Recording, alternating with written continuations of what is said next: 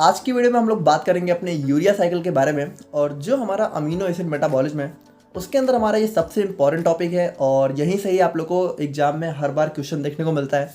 बाकी हमारे कुछ छोटे मोटे टॉपिक्स हैं लाइक हमारा ट्रांस अमीनेशन डी कार्बोक्सिलेशन, तो इनसे यहाँ पे बहुत शॉर्ट नंबर में ही क्वेश्चन देखने को मिलते हैं, तो बाद में कभी हम लोग इसको भी कवर करा देंगे। बट आज हम लोग यहाँ पे मेनली यूरिया साइकिल के बारे में बात करेंगे। अब देखो, जो अमीनो एसिड का बेसिक इंट्रोडक्शन है उसको हम लोगों ने ऑलरेडी अपने फर्स्ट यूनिट पे कंप्लीट करा दिया है, तो आई होप कि आप लोगों ने वो वीडियो देखी होगी। और अगर नहीं देखी है तो आज की वीडियो देखने से पहले एक बार आप लोग वो वीडियो देख लेना, क्योंकि वहाँ से भी कुछ टॉपिक हमारे यूनिट 3 में बिल्कुल सेम टू सेम दे रखे हैं, तो इंट्रोडक्शन आप लोग वहाँ से लेना। बाकी हम लोग यहाँ पे यूरिया साइकिल के बारे में बात करेंगे, तो आप लोग कॉपी और पेन लेके बैठ जाइए और हम लोग अपना आज का वीडियो स्टार्ट करते हैं। अब देखो, बात करें हम लोग यहाँ पे यूरिया साइकिल के बारे में, तो देखो सबसे पहले अमीनो एसिड का स्ट्रक्चर यहाँ पे हम लोग समझते हैं। देखो इसका नाम क्या होता है अमीनो एसिड का, अमीनो एसिड। तो अमीनो एसिड यानी कि देखो, अगर हम लोग नाम से ही समझे यानी कि इसमें हमें जो है एक अमीन ग्रुप और एक हमारा एसिडिक ग्रुप देखने को मिलेगा। तो यहाँ पे देखो सबसे पहले हम लोग बनाते हैं कार्बन, और कार्बन के एक साइड हम लोग लगा देते हैं अपना जो है अमीन ग्रुप। अमीन हमारा क्या होता है NH3 है ना, और एक तरफ हम लोग लगा देते हैं अपना जो है एसिड। अब एसिड देखो हमारा जो है मेनली कौन सा एसिड होता है ऑर्गेनिक केमिस्ट्री या फिर केमिस्ट्री के अंदर, हमारा होता है कार्बोक्सिलिक एसिड। तो यहाँ पे आ जाएगा हमारा कार्बोक्सिलिक एसिड। अब देखो यहाँ पे कार्बन की 2 वैलेंसी तो सेटिस्फाई हो चुकी है, अब 2 बची हुई हैं, तो एक तरफ आ जाता है हमारा यहाँ पे हाइड्रोजन और एक तरफ आ जाती है हमारी यहाँ पे कार्बन की चेन। अब देखो ये R हमारी कार्बन की चेन होती है, जो कि कितनी भी बड़ी हो सकती है, कितनी भी छोटी हो सकती है, या फिर इसके अंदर जो है कुछ भी हो सकता है। और यहाँ पे देखो जो हमारा यूनिवर्स है उसमें हमें लगभग 300 से 400 अलग अलग टाइप के अमीनो एसिड देखने को मिलते हैं। और उन सारे अमीनो एसिड में देखो ध्यान से सुनना, यहाँ पे NH3 भी सेम होता है, COOH भी सेम होता है, हाइड्रोजन भी सेम होता है। डिफरेंस कहाँ पे आता है? डिफरेंस आता है हमारा यहाँ पे इस R ग्रुप पे, यानी कि ये R ग्रुप यहाँ पे बदलता रहता है और इसके बदलने से हमें जो है बहुत अलग अलग तरीके के अमीनो एसिड देखने को मिलते हैं। अब देखो अमीनो एसिड के अंदर यहाँ पे एक टर्म होता है ट्रांस अमीनेशन। ट्रांस अमीनेशन, तो देखो जैसा कि इसका नाम है, ट्रांस अमीनेशन का मतलब क्या होगा? देखो ट्रांस का मतलब ट्रांसफर और अमीनेशन का मतलब यानी कि अमीनो ग्रुप का। यानी कि देखो इस अमीनो एसिड से जब हमारा ये NH3 ग्रुप जो है कहीं जाके ट्रांसफर हो जाता है, ठीक है, और यहाँ पे कुछ और आके ऐड हो जाता है, तो उस चीज़ को हम लोग बोलते हैं ट्रांस अमीनेशन। और एक होता है हमारे यहाँ पे टर्म डी अमीनेशन, ठीक है, डी अमीनेशन। तो डी अमीनेशन में क्या होता है? डी अमीनेशन में सिंपली हमारे ये NH3 ग्रुप जो है अलग हो जाता है। तो अब यहाँ पे आप लोग बहुत ध्यान से सुनना, हम लोग इसको क्यों देख रहे हैं, क्योंकि यही हमारा यूरिया साइकिल में यूज होने वाला है। तो ये जो हमारा NH3 ग्रुप है, तो इस NH3 को हम लोग क्या बोलते हैं? ये NH3 होता है हमारा यहाँ पे अमोनिया, ठीक है, अमोनिया। अब देखो ये जो अमोनिया है ये हमारी बॉडी के लिए बिल्कुल वेस्ट प्रोडक्ट होता है और बहुत ज़्यादा हार्मफुल होता है, तो यानी कि इसको हमारी बॉडी से बाहर निकालना बहुत ज़रूरी है, यानी बॉडी से एक्सक्रीट आउट करना। अब यहाँ पे सबसे इंपॉर्टेंट बात क्या होती है कि अमोनिया को हम लोग यहाँ पे अपनी बॉडी से डायरेक्टली बाहर नहीं निकाल सकते हैं। तो अब इसको कैसे निकालेंगे? तो हम लोग क्या करते हैं, हम लोग ये करते हैं, हमारी बॉडी करती है कि इस अमोनिया को कन्वर्ट कर देती है किसमें? इस अमोनिया को कन्वर्ट कर देती है यूरिया में। और जो यूरिया होता है वो क्या होता है? यूरिया फाइनली हमारा जो है किडनी में चला जाता है और किडनी में यूरिया हमारा यूरिन के फॉर्म में हमारी बॉडी से बहुत आराम से बाहर निकल जाता है। तो इस तरीके से देखो क्या होता है कि यूरिया के थ्रू जो हमारा अमोनिया है वो हमारी बॉडी से बाहर निकाल दिया जाता है। तो आई होप कि आप लोग यहाँ पे समझ गए होंगे। तो यूरिया साइकिल में क्या होगा, ये जो हमारा अमोनिया है ना यही हमारा कन्वर्ट होगा यूरिया में, ठीक है, समझ गए। तो अब हम लोग यहाँ पे अपना यूरिया साइकिल स्टार्ट करते हैं। So urea cycle is defined as the cyclic process in which ammonia is converted into urea. यानी इसमें क्या होता है, हमारा जो अमोनिया है वो यहाँ पे यूरिया में कन्वर्ट हो जाता है। Urea cycle is also defined as the first cyclic process. देखो ये बहुत इंपॉर्टेंट चीज़ है, ये हमारी क्या होती है, ये हमारी जो है फर्स्ट साइक्लिक प्रोसेस डिफाइंड और first metabolism pathway discovered by Hans Krebs and Kurt Henseleit, Hans also known as Krebs Henseleit cycle. देखो यहाँ पे जो हमारा यूरिया साइकिल है इसको यहाँ पे डिस्कवर किसने किया था? हैंस क्रेब्स सर ने और कर्ट हैंसलेट सर ने। और यहाँ पे देखो बहुत ध्यान से सुनना, ये हमारी जो है ऐसा माना जाता है कि हमारी बॉडी के अंदर यह जो हमारा फर्स्ट साइक्लिक प्रोसेस था जो कि डिस्कवर किया गया था। देखो यहाँ पे हम लोगों ने अभी साइक्लिक प्रोसेस में एक प्रोसेस और देखी थी, याद है आप लोगों को? कौन सी थी? Krebs cycle. उसको भी हमारे हैंस क्रेब्स सर ने ही डिस्कवर किया था, लेकिन हमारा सबसे पहले डिस्कवरी हुई थी हमारी यूरिया साइकिल की। और ये इसको हम लोग बोल सकते हैं अपनी बॉडी का फर्स्ट मेटाबॉलिज्म पाथवे भी था। देखो फर्स्ट मेटाबॉलिज्म पाथवे किस टर्म में बोला गया? डिस्कवरी के टर्म में, यानी सबसे पहले इसी की डिस्कवरी की गई थी। और यहाँ पे देखो इसको दो लोगों ने डिस्कवर किया था, सर हमारे क्रेब्स सर ने और हैंसलेट सर ने। तो इन दोनों का नाम यहाँ पे मिला के हमारा क्रेब्स हैंसलेट साइकिल हो जाता है। तो ये यहाँ पे इसके बारे में कुछ इंपॉर्टेंट बातें थी। और एक और इम्पॉर्टेंट बात कि इसको हम लोग यहाँ पे ऑर्निथिन साइकिल भी बोलते हैं, क्योंकि यहाँ पे देखो होता क्या है, जो ऑर्निथिन आप लोगों को दिख रहा है, तो अभी हम लोग यूरिया साइकिल देखेंगे तो ये जो ऑर्निथिन है ये भी हमारा जो है यूरिया साइकिल का कह सकते हो एक फर्स्ट प्रोडक्ट होता है। तो इसीलिए हम लोग इसको ऑर्निथिन साइकिल भी बोलते हैं। अब उसके बाद हम लोग बात करें तो देखो जो हमारी यूरिया साइकिल है, तो देखो यूरिया साइकिल में क्या होता है, हमारा अमोनिया यूरिया में कन्वर्ट होता है। यानी कि एक हिसाब से हम लोग ये भी कह सकते हैं कि हमारी बॉडी के अंदर यूरिया का फॉर्मेशन होता है, यानी यूरिया की सिंथेसिस होती है। तो जो हमारा यूरिया साइकिल है या फिर कह सकते हो यूरिया की सिंथेसिस है, वो हमारी जो है सिर्फ और सिर्फ लिवर के अंदर ही देखने को मिलती है। देखो ये बहुत इंपॉर्टेंट चीज़ है कि यूरिया वैसे हमारी बॉडी से बाहर निकाला जाता है किडनी के थ्रू, लेकिन जो यूरिया का फॉर्मेशन है यानी अमोनिया से यूरिया का जो कन्वर्जन है यानी यूरिया साइकिल है, ये हमारी लिवर में देखने को मिलती है, किडनी में नहीं या फिर कहीं और नहीं। ऐसा क्यों होता है? क्योंकि ये जो लिवर है ना, तो यूरिया साइकिल में अभी हम लोग देखेंगे हमारा एक एंजाइम होता है, तो वो एंजाइम हमारा सिर्फ और सिर्फ जो है लिवर के अंदर ही देखने को मिलता है। तो इसीलिए and after that it is further transported to kidney through blood and excreted out from body. यानी यूरिया जो है बनता हमारा जो है लिवर में है, उसके बाद ये हमारा जो है ब्लड के थ्रू किडनी में ट्रांसफर कर दिया जाता है और किडनी से ये हमारा बॉडी से यूरिन के थ्रू बाहर निकाल दिया जाता है। तो इस तरीके से होता है हमारा यहाँ पे अमोनिया से यूरिया में conversion and after that it's excretion. I hope कि आप लोग समझ गए होंगे। सो यहाँ पे हम लोग बात करें अपने कुछ एंजाइम्स की जो कि हमारी यूरिया साइकिल में इन्वॉल्व होते हैं। तो यहाँ पे देखो ये हमारे कुछ 5 टाइप के एंजाइम्स हैं जो कि हमारी यूरिया साइकिल में इन्वॉल्व होते हैं। यानी कि इसके अंदर जो हमें 5 एंजाइम और 5 ही यहाँ पे रिएक्शन देखने को मिलती है।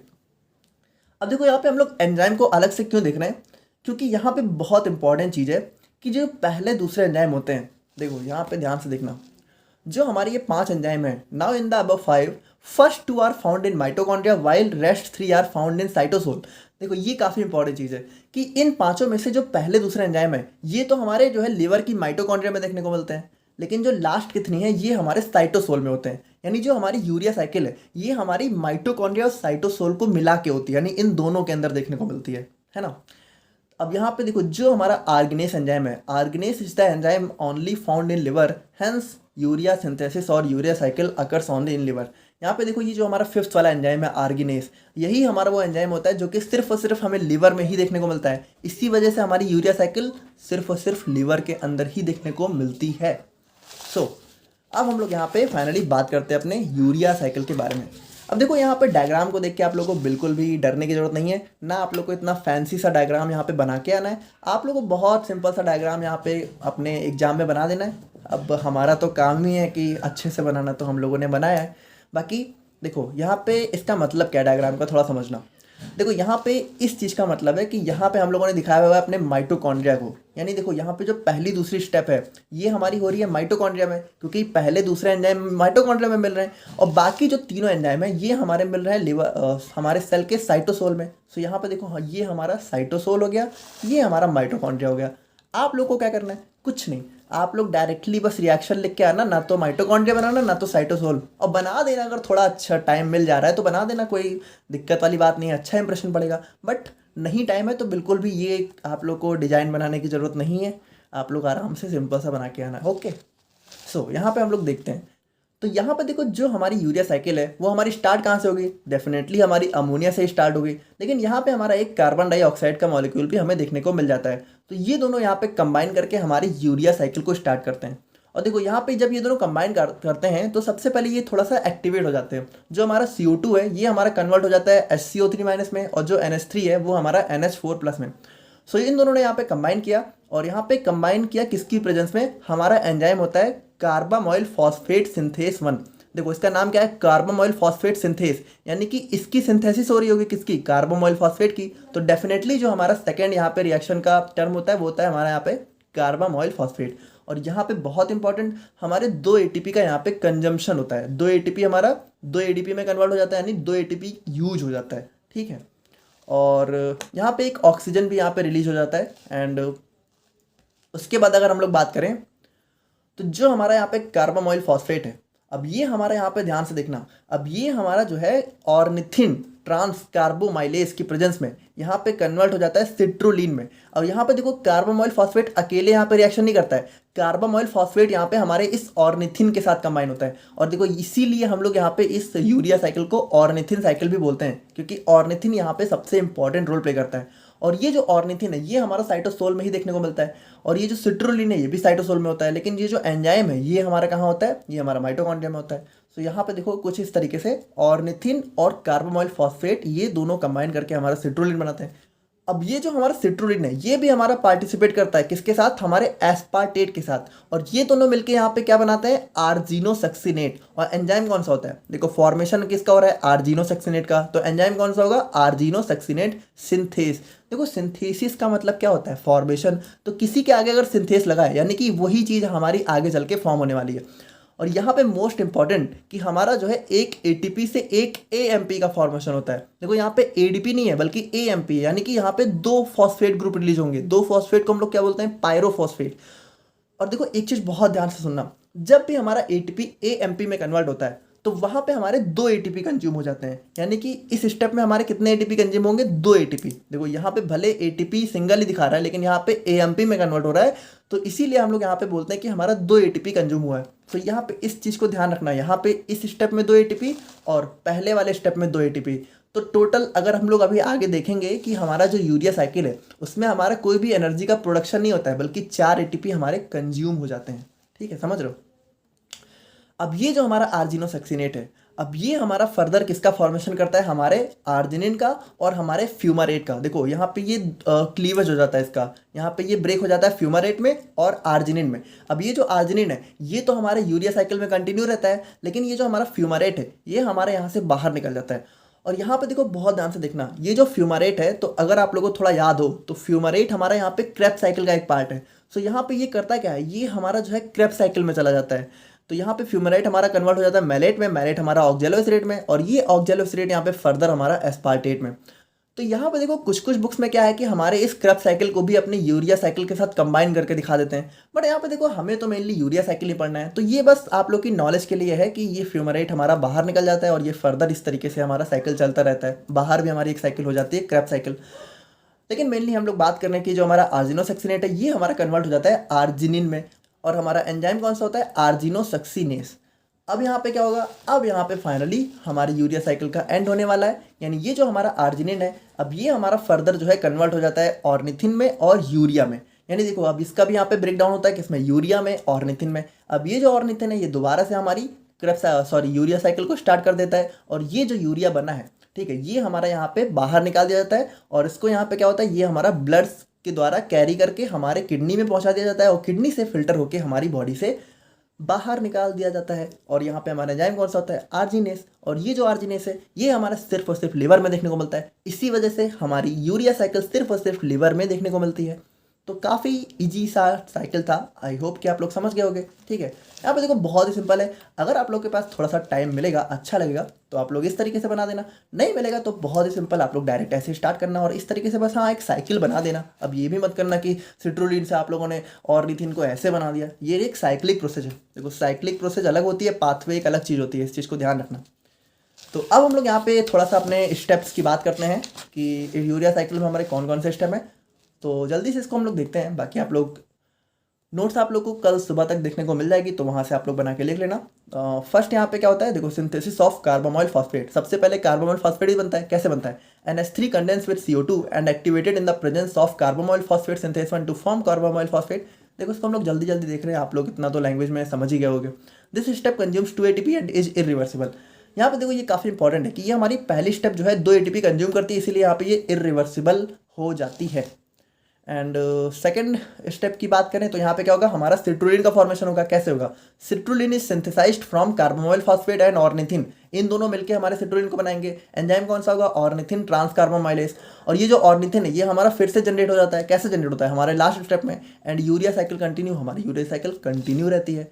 अब अगर हम लोग बात करें अपने थर्ड स्टेप की, तो यहाँ पे क्या होता है, आर्जिनोसक्सिनेट का फॉर्मेशन होता है। तो जो हमारा सिट्रुलिन है वो हमारा एस्पार्टेट के साथ मिलता है और क्या प्रोड्यूस करता है, आर्जिनोसक्सिनेट। किसकी प्रेजेंस में, आर्जिनोसक्सिनेट सिंथेस की प्रेजेंस में। और जो हमारा एटीपी है वो हमारा एएमपी में कन्वर्ट हो जाता है और यहाँ पे दो फॉस्फेट ग्रुप को क्या बोलते हैं, पायरोफॉस्फेट, यानी यहाँ पे 2 एटीपी का कंजम्पशन हो जाता है। एंड फोर्थ स्टेप की बात करें तो यहाँ पे होता है हमारे यहाँ पे फॉर्मेशन ऑफ आर्जिनिन। जो हमारा आर्जिनोसक्सिनेट है वो हमारा क्लीव, देखो क्लीव का मतलब क्या होता है, क्लीव का मतलब सिंपली ब्रेक डाउन होता है। यहाँ पे देखो अगर हम लोग चाहते तो ब्रेक डाउन भी लिख सकते थे इजी लैंग्वेज के लिए, लेकिन हम लोग यहाँ पे देखो थोड़ा इन सब वर्ड्स को क्यों यूज कर रहे हैं, क्योंकि देखो भाई आप लोग फार्मेसी कर रहे हो, आप लोग को पता होना चाहिए। देखो इतना इजी की तरफ मत भागो, थोड़ा बहुत कुछ वर्ड्स की नॉलेज आप लोग को होनी ही चाहिए, लाइक सिंथेसिस, क्लीव्स और ऐसे बहुत सारे वर्ड है जो आप लोग को फार्मेसी में अक्सर देखने को मिलेंगे, तो आप लोग को पता तो होना ही चाहिए, ठीक है। तो क्लीव्स का मतलब क्या होता है, ब्रेक डाउन। क्लीव्स मतलब जब 2 चीज़ों में ब्रेक होगा कोई चीज़, समझ गए ना। तो जो हमारा क्लीव्स है यहाँ पर क्या, सॉरी आर्जिनोसक्सिनेट है, ये क्लीव होकर हमारा प्रोड्यूस करता है आर्जिनिन एंड फ्यूमरेट। अब फ्यूमरेट बाहर निकल जाता है, आर्जिनिन दोबारा साइकिल में कंज्यूम हो जाता है। इन द प्रेजेंस ऑफ कौन सा एंजाइम होता है, argininosuccinase. Arginine is used as immediate precursor of urea, यानी कि आर्जिनिन हमारा क्या होता है, यूरिया का इमीडिएट प्रीकर्सर होता है। प्रीकर्सर मतलब क्या होता है, जिससे हमारा किसी चीज़ का फॉर्मेशन हो, तो आर्जिनिन से ही हमारा यूरिया का फॉर्मेशन होता है, इसीलिए हम लोग उसको क्या बोलते हैं, प्रीकर्सर बोलते हैं। इमीडिएट क्यों बोलते हैं, क्योंकि इसके जस्ट तुरंत बाद होता है। अगर यहाँ पे मान लो बहुत सारी स्टेप के थ्रू हो रहा होता तो हम लोग बोलते हैं प्रीकर्सर। इमीडिएट बोल रहे हैं यानी कि इसके जस्ट बाद, यानी कि देखो आर्जिनिन के जस्ट बाद यूरिया बनेगा, है ना। एंड फाइनली लास्ट स्टेप की बात करें तो हमारा होता है formation of urea. Arginine finally in the presence of arginase converted into urea and ornithine. अब ये हमारा यूरिया एंड ऑर्निथिन में कन्वर्ट हो जाता है। ऑर्निथिन हमारा अगेन यूरिया साइकिल में यूज हो जाता है, जबकि यूरिया हमारा बॉडी से एक्सक्रीट कर दिया जाता है थ्रो किडनी, और किडनी में यूरिया को लीवर से लेके कौन जाता है, हमारा ब्लड लेके जाता है। क्लियर है ना। एंड बात करें हम लोग यहाँ पे एनर्जेटिक्स ऑफ यूरिया साइकिल की, तो यहाँ पे देखो हमारा कोई भी एनर्जी वगैरह प्रोड्यूस होती नहीं है, बल्कि खर्च हो जाती है। कितनी, 4। In urea cycle 4 ATP molecules are consumed and it is an irreversible, ये हमारी इरिवर्सिबल प्रोसेस नहीं है। 2 ATP are utilized for the synthesis of carbamoyl phosphate. 2 ATP हमारा पहले स्टेप में कंज्यूम होते हैं जब हमारा क्या बनता है, कार्बामोइल फॉस्फेट। अब देखो हम थोड़ा सा तेज बोल रहे हैं क्योंकि ये सब चीज़ें हम पढ़ चुके हैं ना। अब ये मत बोलना कि आप बहुत स्लो बोलो, देखो समझ चुके हो ना, अब इतना ज़्यादा स्लो नहीं चलना चाहिए। 1 ATP is converted to AMP to produce argininosuccinate which is equal to 2 ATP। देखो 1 ATP जब AMP में कन्वर्ट होता है तो हम लोग उसको 2 ATP काउंट करते हैं, और ये हमारा कब खर्च होता है, जब हमारा आर्जिनोसक्सिनेट का प्रोडक्शन होता है। एंड यहाँ पे एक छोटा सा टॉपिक हमारा और है जो कि हमारे यहाँ पे metabolic disorders of urea cycle. So यहाँ पे देखो होता क्या है, in healthy people the normal blood urea concentration is about 10 to 40 mg पर DL। यानी ये हमारी जो है, देखो एक अगर मान लो कोई हेल्दी पर्सन है तो उसके अंदर यूरिया की ब्लड में कंसेंट्रेशन इतनी होती है। अब अगर मान लो इससे हमारी कंसेंट्रेशन बढ़ जाती है ब्लड यूरिया की, तो वो हमारे जो है बहुत सारे मेटाबॉलिक डिसबैलेंस को हमारी बॉडी में जनरेट कर सकता है।